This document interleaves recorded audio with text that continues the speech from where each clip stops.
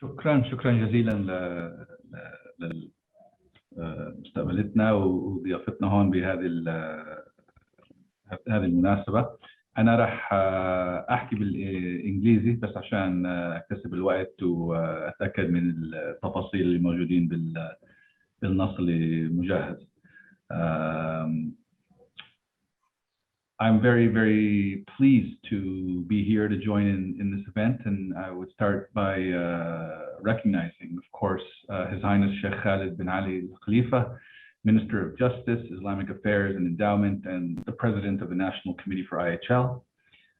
His Excellency Dr. Khalid Sari Sayyam, thank you again, Chairman of the Judicial and Legal Studies Institute. His Excellency Chancellor Awad Sari Suwaimar, the Director General of the Kuwait Institute for Judiciary and Law Studies. His Excellency Dr. Nabahan bin Rashid Al-Mawali, Dean of the Higher Judicial Institute of the Sultanate of Oman. And His Excellency Mr. Mubarak Al-Hadi, Secretary General of the Bahrain Red Crescent Society. Ladies and gentlemen, distinguished participants, thank you again. It's nice to see some familiar faces on the screen and in the participants' camera views. I'm very glad to have this chance to exchange again, and we're very proud, really, along with our whole team at the ICRC delegation for the GCC countries, to be able to organize this event together with the Ministry of Justice, the Judicial and Legal Studies Institute, the National Committee for International Humanitarian Law, and of course, our privileged partner, the Bahrain Red Crescent Society. I'm humbled by the amount of expertise here on the panel. I will be relatively brief and allow them to elaborate. But my sincere appreciation again to His Highness Sheikh Khalid bin Ali Al Khalifa for his kind support for sponsoring, sharing with us this really distinguished symposium. Our appreciation also, of course, to the Judicial and Legal Studies Institute. Their essential work in disseminating international humanitarian law within legal and judicial circles is, of course, very apt to this occasion, but a huge service in general. And special thanks once more to the Bahrain Red Crescent Society. The excellent cooperation they continue to offer us is very much appreciated. Their continuous efforts towards disseminating international humanitarian law in the kingdom, likewise. And I really would like to congratulate quickly the Bahrain Red Crescent for the re-election of His Excellency Sheikh Khalid bin Abdullah Al Khalifa as National Society President, and alongside Mr. Mubarak Al-Hadi as Secretary General and board members. Their service will surely be a huge support and contribution to the National Society. I also want to praise, as an aside, but it's an important one, as we continue to face the situation of the COVID pandemic.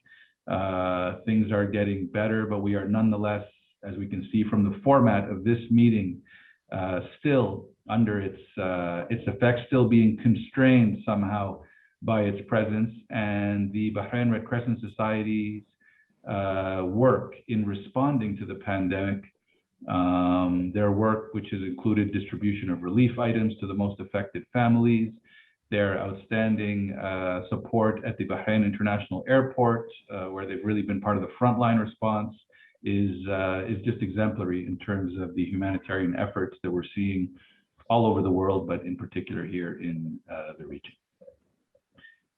So, as we know, the 4 Geneva Conventions, the International Humanitarian Law, and the additional protocols, they're the principal treaties governing aid and protection to victims of armed conflict. And there's these two sides that we can always keep in mind: relief or aid, and then protection in terms of ensuring obligations and respect of those obligations.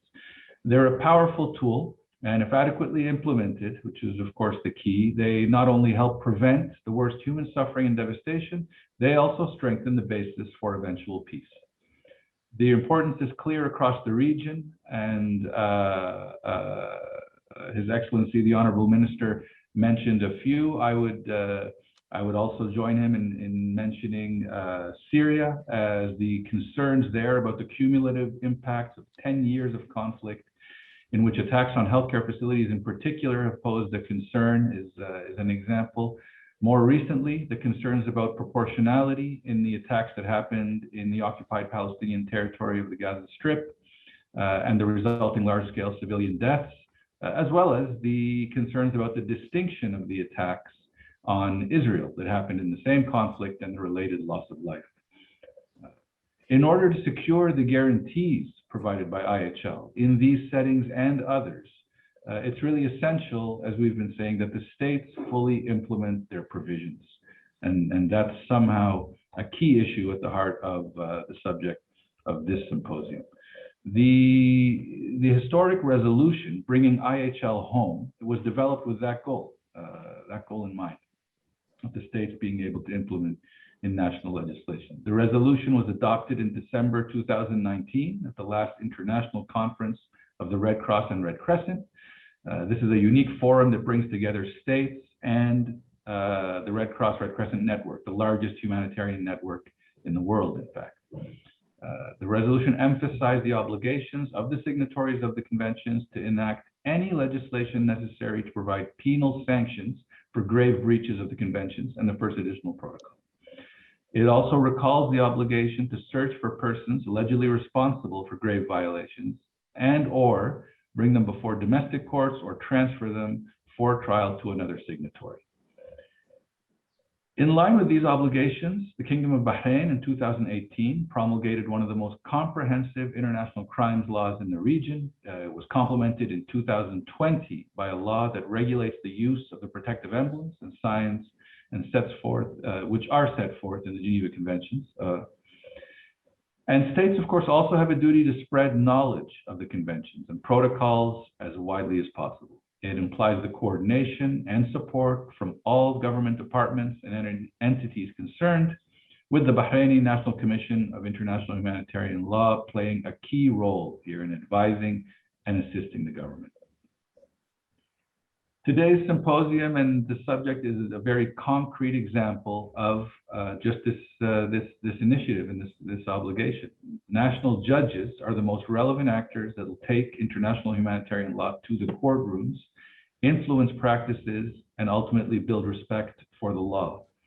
The two coming days are going to be a really important chance then to share knowledge and experience on the role of the judiciary in the interpretation, the clarification, the enforcement, and the development of IHL at domestic level, making that link to the oversight and overview at the global or international level.